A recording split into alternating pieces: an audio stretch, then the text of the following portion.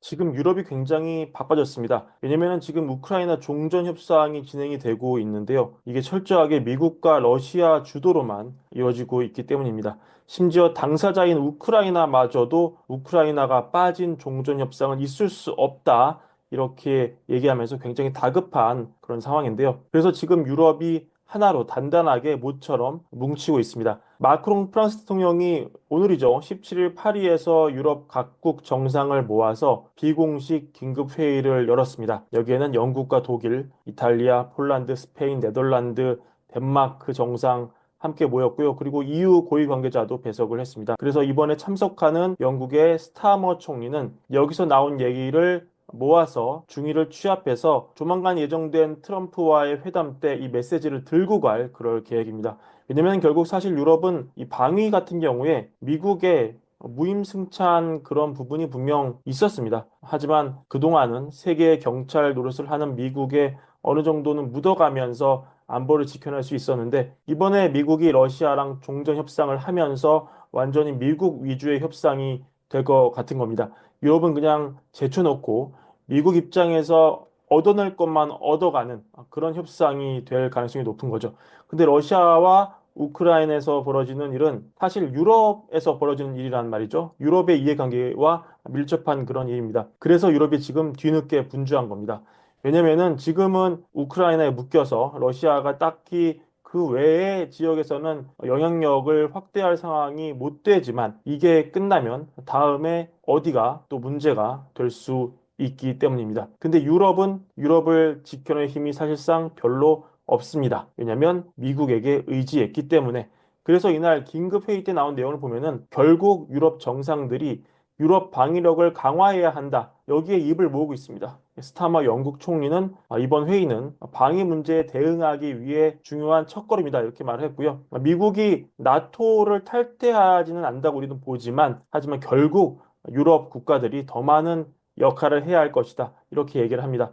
결국 유럽들은 국방비를 늘리고 우크라이나 지원을 강화해야 된다. 이렇게 말을 한 걸 볼 수 있었고요. 그리고 이 컨데어 라이엔 EU 집행위원장도 이렇게 말을 하죠. 우리는 파리에서 우크라이나가 힘을 통해 평화를 누릴 자격이 있다는 것을 다시 한번 확인을 했고, 따라서 이거는 유럽 자체의 방위력을 더욱 강화해야 한다는 논리와 연결된다. 이런 식으로 말을 했습니다. 그리고 독일 총리 역시 이 유럽 국가들이 만약에 GDP 대비 2% 이상 방위비를 지출하려고 한다면 독일은 이를 지지할 것이고 또 이런 지출이 어떤 EU의 재정 적자 계산에 포함되지 않도록 할 것이다. 이렇게도 말을 했습니다. 덴마크 총리도 그렇게 말했고 결국 이날 얘기를 정리해 보면 유럽은 결심을 했습니다. 그리고 잘 알고 있습니다. 방위비를 늘릴 수밖에 없다는 것을. 그래서 오늘 유럽의 방산주는 이렇게 주가가 14% 이상 올랐습니다. 지금 유럽뿐만 아니라 트럼프의 전방위적인 압박 때문에 모든 나라의 전 세계 국방비가 올라갈 수밖에 없는 상황이라는 거, 여기서 기회를 찾아야 하는 상황이라는 거 먼저 말씀드리고요. 심지어 미국에게 당당하게 우리는 뭐 끈끈한 관계 아니냐. 그래서 우리 철강 관세 우리 빼달라. 이렇게 얘기할 수 있는 일본조차 지금 방위비를 놓고는 증액을 예고하고 있습니다. 교도통신 보도가 나왔죠. 이시바 시게로 일본 총리가 27년 이후에 방위비가 기존 목표인 GDP 대비 2%를 넘을 수도 있다. 이렇게 밝혔다고 합니다. 앞서 일본 정부는 22년에 이 3대 안보 문서를 개정을 했죠. 이때 당시 GDP의 약 1% 수준이던 방위비를 27회기 년도에 GDP 대비 2%로 늘리고 이를 통해서 방위비 약 한화 환산 400조 원 정도 확보하기로 했는데요. 지난 7일 날 잘 아시겠지만 이시바 시게로 일본 총리와 트럼프 미국 대통령이 만나서 정상회담 했습니다. 굉장히 분위기 좋았다고 내용 전해드렸습니다. 이때 트럼프 대통령이 명시적으로 방위비 증액을 요구하지도 않았습니다. 그만큼 둘의 관계는 굉장히 끈끈해 보였고 심지어 기자 질문이 있었죠. 이시바 시게로 일본 총리에게 만약 미국이 관세를 매긴다면 일본은 보복 관세 매길 겁니까? 라고 물었을 때 일본의 총리는 가정에 입각한 질문은 적절하지 않다며 즉답을 회피했고 이걸 본 트럼프 대통령이 굉장히 흡족하게 와우 이렇게 얘기를 했을 정도였습니다. 그런데도 지금 일본 총리가 눈치껏 알아서 눕고 있다. 이런 분위기 함께 전해드립니다. 오늘 지금 연준에서 가장 매파로 볼 수 있는 보우만 이사 연설이 있었습니다. 사실상 올해 금리 인하를 원하지 않는다로 비출 수 있는 그런 발언을 했는데요. 트럼프 행정부의 새로운 무역 그리고 여러 가지 정책의 영향에 대한 이런 불확실성을 고려할 때 올해 인플레가 추가로 하락할 것이라는 더 큰 확신을 얻기 전까지는 금리를 다시 인하하는 거 원하지 않는다. 이렇게 전했습니다. 그래서 자기도 인플레를 낮추는 진전이 계속될 거라는 더 큰 확신을 얻고 싶다. 이를 바탕으로 추가적인 조정을 고려할 수 있는데, 하지만 지금 기준금리는 굉장히 적절한 수준에 있고, 이를 통해서 지금 연준이 인내심을 가지고 인플레이션 데이터를 면밀히 관찰할 수 있는 기회다. 이렇게 설명을 했습니다.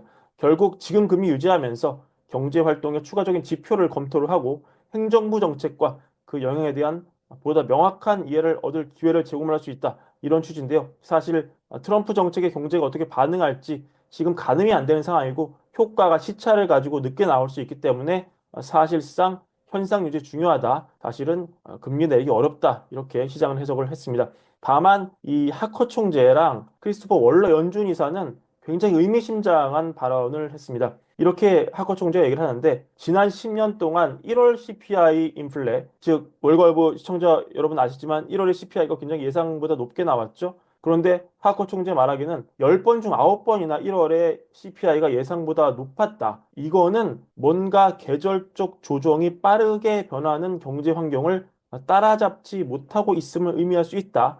월별 변동성과 근본적인 추세를 구별해야 된다. 이렇게 약간 디펜스를 해주는 물가를 디펜스하는 그런 발언을 좀 했고요. 그러니까 연준이 뭔가 모르는 계절적 요인이 1월에 있을 수 있다는 얘기죠. 따라서 일시적인 인플레 상승일 수 있다 이런 얘기고요. 월러 이사 역시 최근 몇 년 동안 연초에 인플레 지표가 좀 높게 나오는 경향이 있더라. 이는 데이터에 잔여 계절성이 남아 있다는 의문을 제기하게 하고 일부 어떤 가격 지표의 계절적 변동을 완전히 보정을 우리가 못했을 수 있다. 이렇게 얘기를 하면서 그래서 우리가 앞으로 이런 계절적 요인 조정을 제대로 했는지 또는 다른 걸로 인해 CPI 상승폭이 커졌는지에 대해서 앞으로 면밀히 검토할 것이다. 이렇게 얘기를 했습니다. 그러니까 1월에 CPI가 일시적일 수 있다. 이렇게 조금 몰아가는 것이죠. 심지어 원로는 최근엔 좀 스탠스가 바뀌었지만 불과 작년까지만 해도 굉장히 매파였던 그런 상황입니다. 다만 원로 이사 역시 지금 이 인플레이션 데이터라면 금리 인하를 고려할 상황은 아니라고 말했다는 점은 명확하게 전달을 함께 드립니다. 참고하시기를 바랍니다. 오늘 준비한 영상 이것으로 마무리하고요. 월걸부 구독과 좋아요, 많은 사랑도 함께 부탁드립니다. 감사합니다.